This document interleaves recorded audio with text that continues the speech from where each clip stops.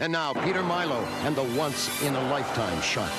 Back in 1971, after I'd been with the New York City Police Department for about 2.5 years, I had the opportunity to help the Bronx Narcotics Unit apprehend a longtime suspect. As a reward, the department gave me my choice of assignments.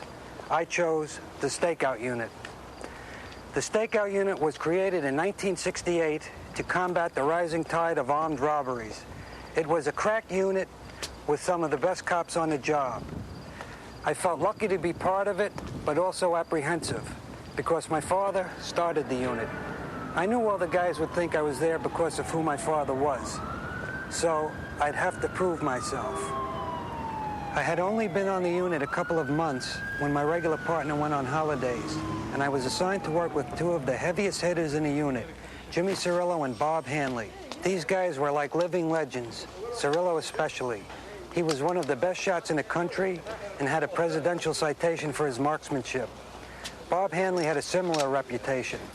They were part of a unit that went up against armed and desperate crazies on a daily basis. If it ain't the Little Prince. Look who we pulled, Jimmy. I thought for sure his daddy'd have him up in the chief's chair by now. Just got the car ready. You guys ready? We ready, Bobby? Yeah, I think we're ready. You know what we'd like to know? Are you ready, huh? Hey, close your locker next time. Our assignment that day was to stake out a finance office on 33rd Street in the center of Manhattan. It had been getting hit about twice a month for the past few months. The robbers seemed to know there was lots of cash and less security than the local banks. The office was on the second floor and you had to take an elevator to get to it. From our point of view, this was a great setup because it meant there was only one escape route.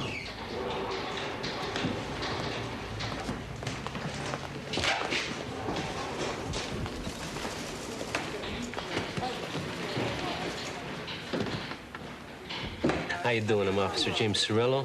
He's Officer Hanley and Milo. How are you? I'm Michael Young, the manager, and I can't tell you how happy I am to see you today. Where's the back room, Mr. Young? It's over there. I'll meet you in front.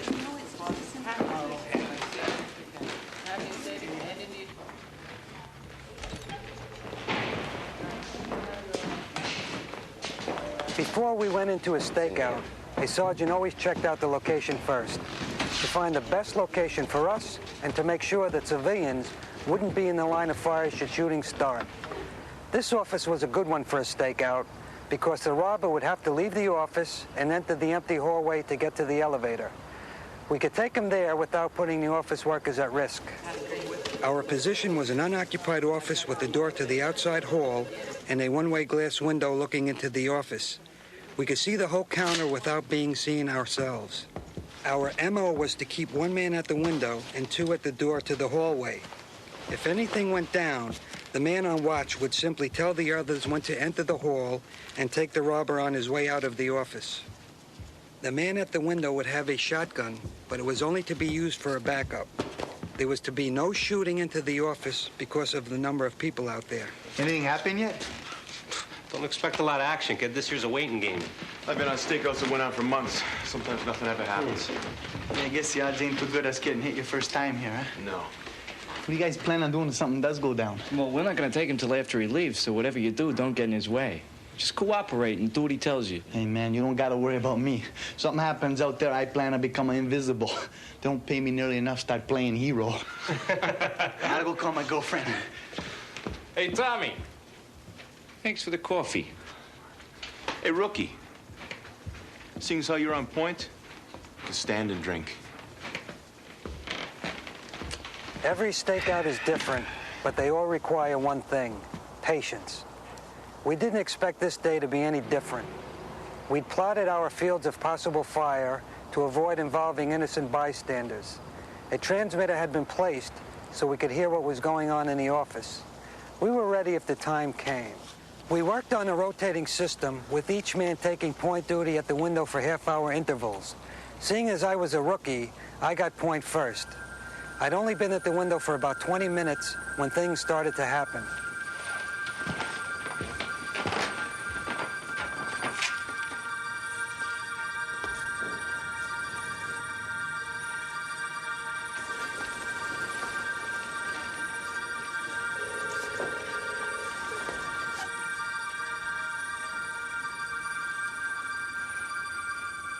Anything? Okay, he just came in, he cased the joint, he left. Think he's up to something. Maybe he got off the wrong floor, son.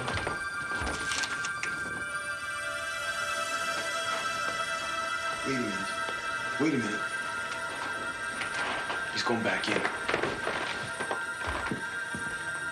Okay, guys, he's at the counter. You just keep looking and tell us what's going on. Hi, can I help you? Yeah. Think you can. Hey, you! Put the phone down! God, the kid's freezing with the phone in his hand. On a stakeout, you always try to make sure you have total control of the location. You want everything to go as planned and with no surprises. But as with any plan, things can go wrong. Things you can't anticipate.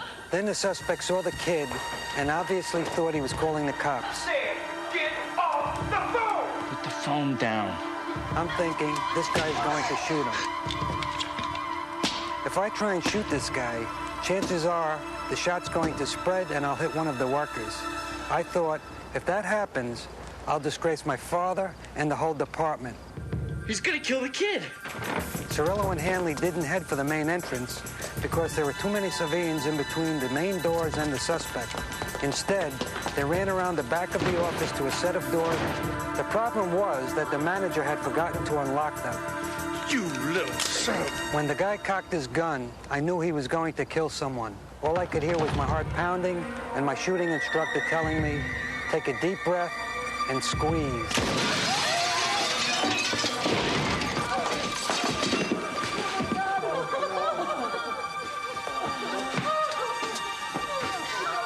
Come on, Tommy, put the gun down, all right?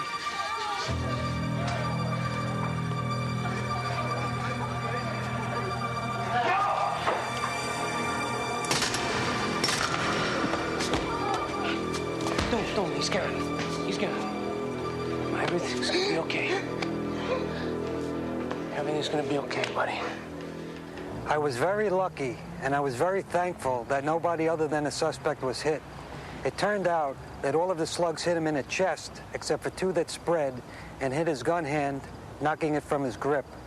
People said it was an unbelievable shot, but I felt like the whole thing was unbelievable. It made me realize that in the blink of an eye, I had made a decision that could have meant life or death for innocent people, and that it's a simple fact that no matter how prepared a cop is or how well planned an operation, there is always a chance he will face that kind of decision. It's an ever-present pressure and the reality of every cop's life. In 1974, the stakeout unit was disbanded, even though we'd greatly reduced the number of robberies in the city.